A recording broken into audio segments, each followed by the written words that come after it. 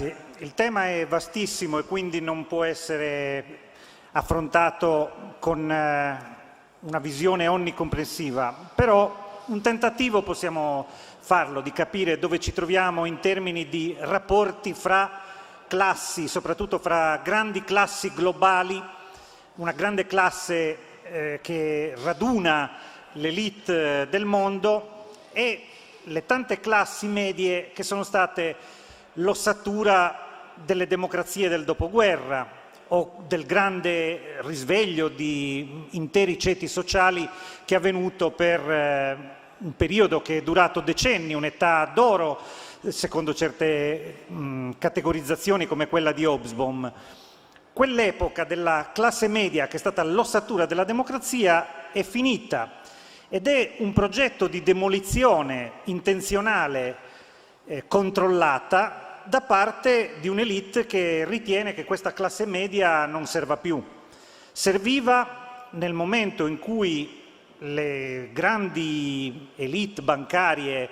volevano preservare un certo potere nel confronto con l'Unione Sovietica. 30 anni fa finisce quel mondo, finisce una certa competizione globale, non hai più neanche la motivazione per tenere su intere classi sociali che ti servivano come elemento di consenso per vincere un confronto con chi ti proponeva una visione alternativa, che avesse i suoi difetti, le sue caratteristiche che non funzionavano. Il sistema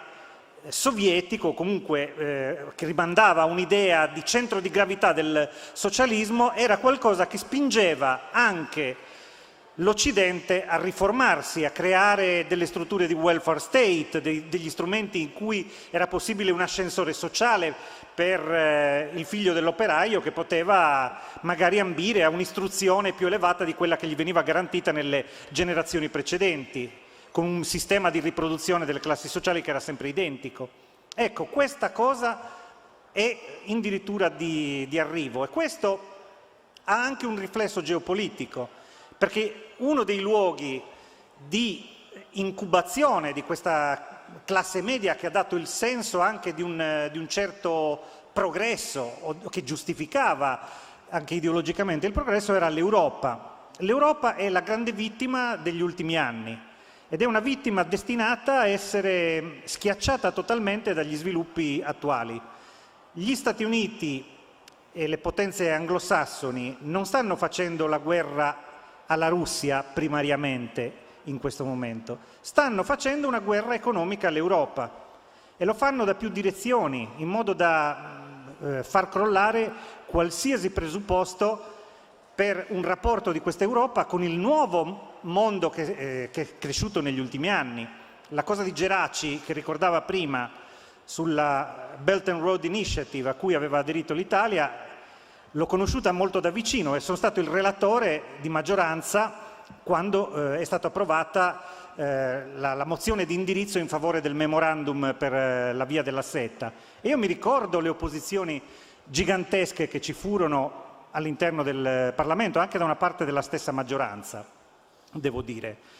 perché questa cosa entrava direttamente in rotta di collisione con il destino che invece ci stava riservando il mondo anglosassone, quello di un ridimensionamento dell'Europa che non doveva più proiettarsi in questa situazione in cui avrebbe potuto avere altri 70 anni in prospettiva di progresso, di prosperità, di rapporti economici importanti. Quello che sta avvenendo negli ultimi 10-15 anni è il tentativo sistematico di chiudere tutte le vie che possono unire l'Europa, e direi le sue classi medie, al luogo dove si stanno formando le nuove classi medie, il nuovo sviluppo, la nuova economia. E quindi la rottura dei rapporti con la Russia è la rottura di un immenso ponte che univa l'Europa alla Cina, ad esempio, o comunque a tutto l'Est Asia. Il grande disordine che si è creato a partire dalla scellerata guerra in Libia è qualcosa che ha destabilizzato un'area con una profondità di migliaia di chilometri in Africa, un'area dove solo nel Sahel ci sono 130 milioni di abitanti e sono una popolazione poverissima in grande crescita economica, lo ricordava prima lo stesso Geraci, guardando a tutta l'Africa, ma anche focalizzandosi sull'area a noi più vicina, significa che si sta creando una cintura di instabilità che rompe qualsiasi possibilità di rapporto economico con altri continenti. E anche la guerra in Siria possiamo leggerla all'interno di questa cornice. Via via il piatto piange, l'Italia ha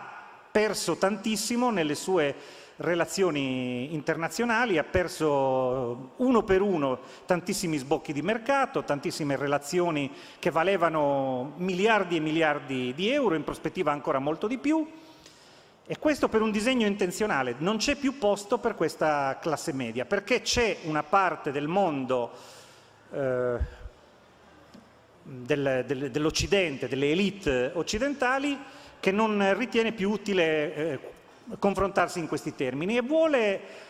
riformare totalmente le società in modo microamministrato, quindi con sistemi di sorveglianza e di controllo, con classi sociali che non possono essere più protagoniste, con una rottura definitiva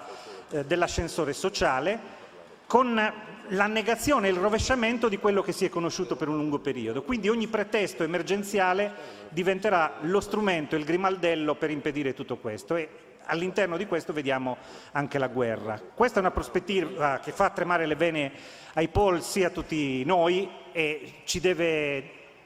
far scegliere nuovi interlocutori a livello mondiale, innanzitutto altri popoli, rinunciando a tutte le demonizzazioni che vogliono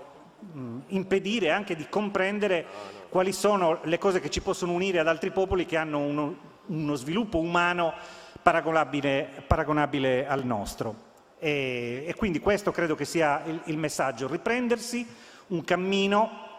che oggi le elite vogliono interrompere intenzionalmente. Grazie.